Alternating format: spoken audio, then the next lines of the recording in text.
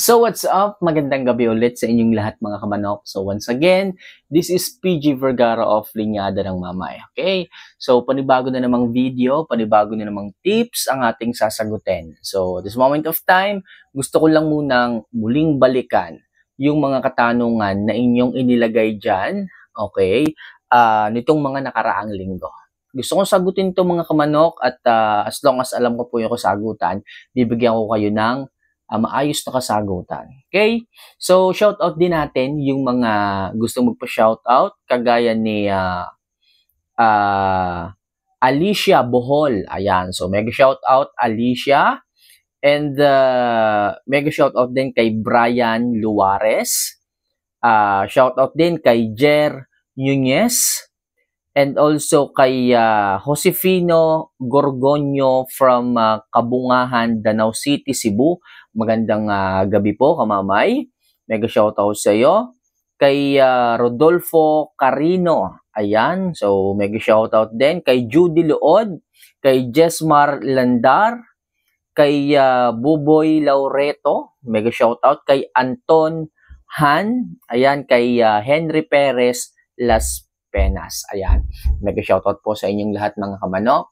So, sana kahit paano napangiti ko kayo dahil sa shoutout natin na ganyan. Kayo po yung mga palaging nagme-message sa akin. So, hindi po pwedeng makakalimutan ko kayo.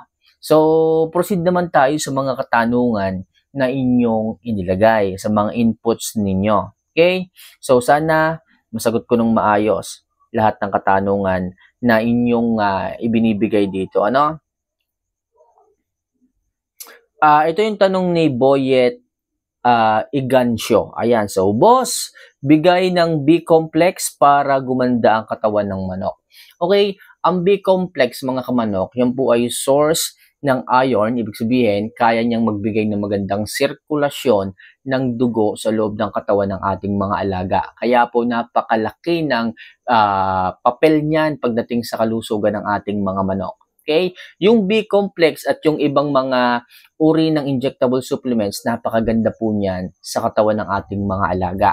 Basta po maayos at tama yung interval ng araw kung kailan kayo nagbibigay, healthy po yan sa inyong mga alaga. So yung B-complex mga kamanok, nakakatulong nga po yan para mag-circulate ng maayos ang dugo ng ating mga alaga, which is kapag maganda ang blood flow ng ating mga manok, hindi po sila putlain, hindi po sila nagiging anemic, okay? Hindi po kinukulang yung red blood cell o yung hemoglobin sa loob ng katawan ng ating mga alaga. Kaya napakahalaga po niyan.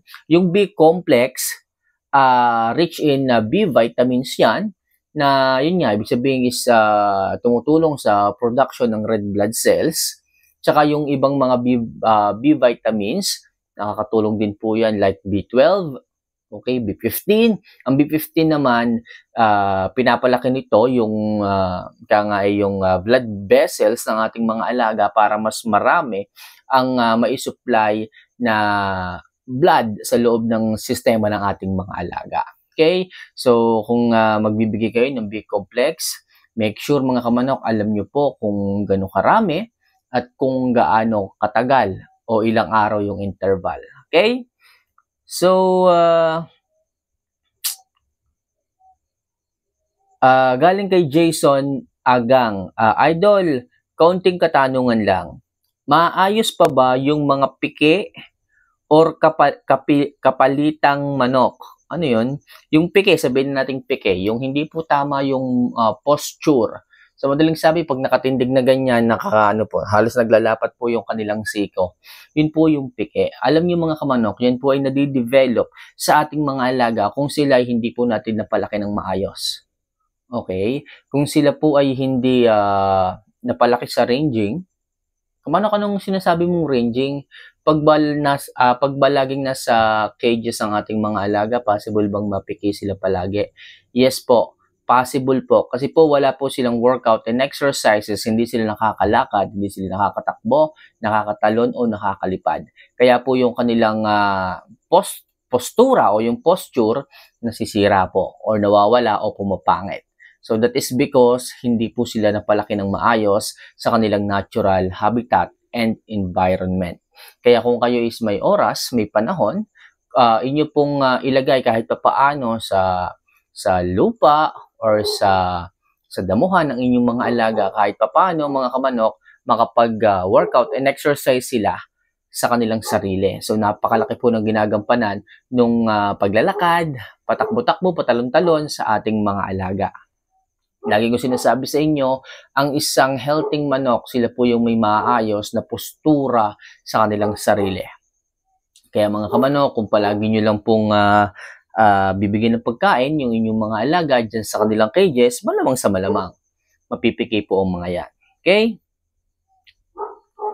Mega shoutout muna tayo kay Rodney Paraunda. Ayan, from Iloilo City. Ayan, so medyo malayo to.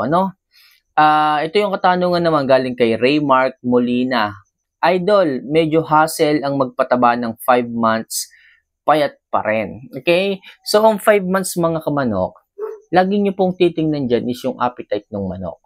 Okay? So, pag 5 months na ganyan, pwede nyo po silang pakainin na ng dry feeding. Okay?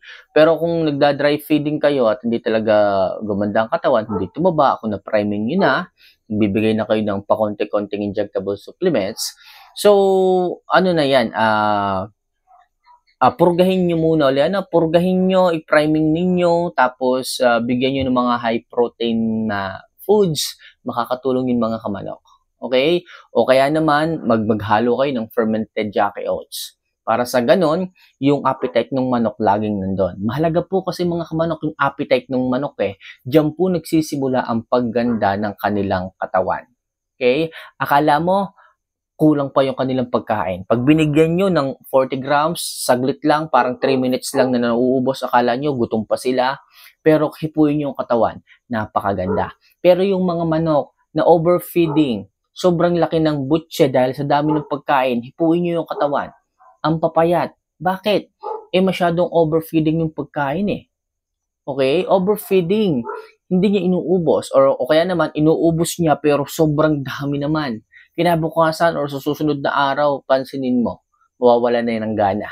Kailangan, meron kayong measurement sa pagkain, alam nyo kung gano'ng karami, at alam nyo kung kailan yan babawasan. Okay? Kapag alam nyo ang manok ninyo ay nagtitira ng pagkain, next meal, bawasan nyo po. Pero kung binawasan nyo at nagkaroon pa rin ng pagkain na tinitira, dyan na kayo mag-priming mga kamanok. So yung mga 5 months old, talagang ganyan. Yung iba namumutla dahil nga hindi nila napapansin, may sakit pala. Kaya pala hindi nag-uubos ng pagkain, kaya pala payat, may sakit. Akala nila normal daw yung pamumutla ng manok, pero nung amoy ng ilong, ang hininga, medyo mabaho. Kaya mga kamanok, i-monitor nyo din po ang inyong mga 5 months old na ganyan. Hindi nyo pa yung kakikitaan ng ganda.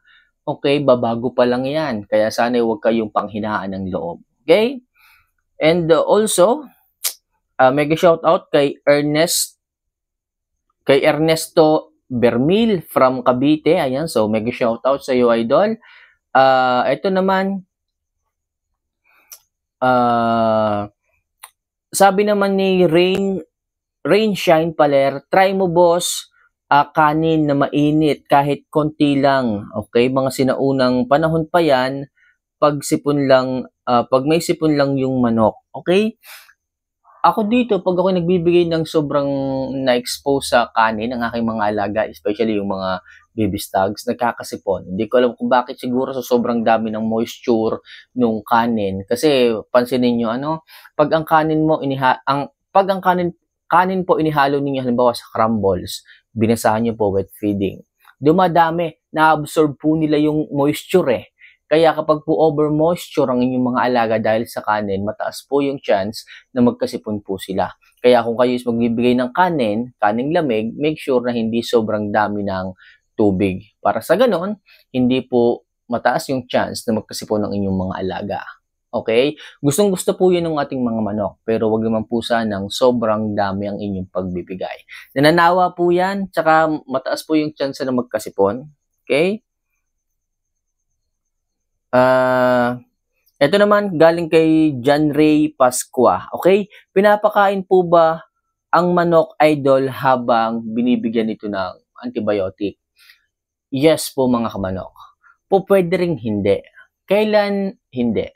mga kamanok, ako hindi ako nagbibigay sa kanila kung alam ko na medyo matagal na yung sipon. Okay, nagpa-fasting ako. For example, sa umaga, nagpa-fasting ako, bigay ako ng antibiotic.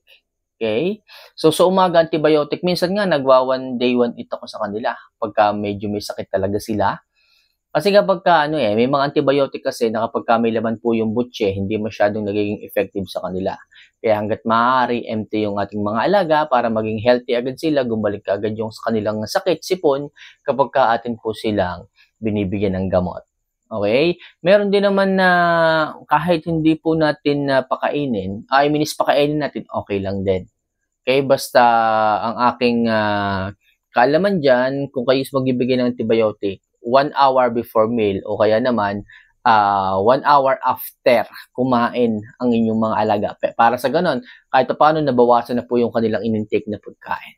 Okay? So, yun lang muna sa ngayon ang ating pag-uusapan. Sana kahit paano ay nakatulong at nasagot ko ng bahagya yung mga katanungan na nagtanong. Sa mga ni-shoutout ko, mag-comment naman kayo oras na mapanood nyo ang video ito. So, sa mga may katanungan dyan, ilagay nyo lang sa comment section pag-usapan natin yan next video. So, paano mga kamanok?